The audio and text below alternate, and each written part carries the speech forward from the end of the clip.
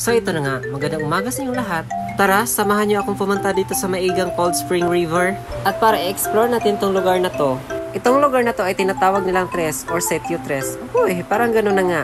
At ilang beses na akong pumunta dito. Hoy girl, hindi ba ka nasasawa dyan? Hoy, parang gano'n na nga.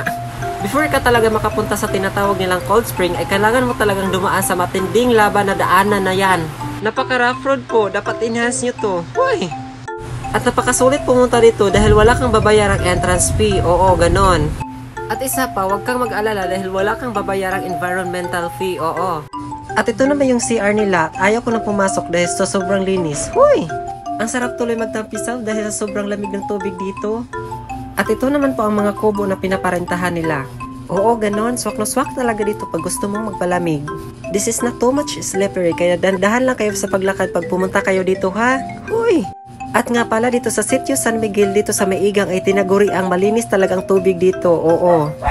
Ito naman po ang swimming pool nila. Medyo hindi kalaliman para safe ang mga bata maligo dyan. Nang pumunta ako dito, plano ko sanang maligo kaso may mga bata. Huy, alam mo na. Ang sarap dito mag-picnic lalong-lalo na pagkasama mo yung buong pamilya mo. Huy, ganon. Itong lugar na to ay masasabi ko talagang merong treasure dahil marami akong nakikitang signs. Huy, treasure hunter na pala ako ngayon. Napakalinis at malinaw yung tubig. Pagkikita mo talaga yung mga isda.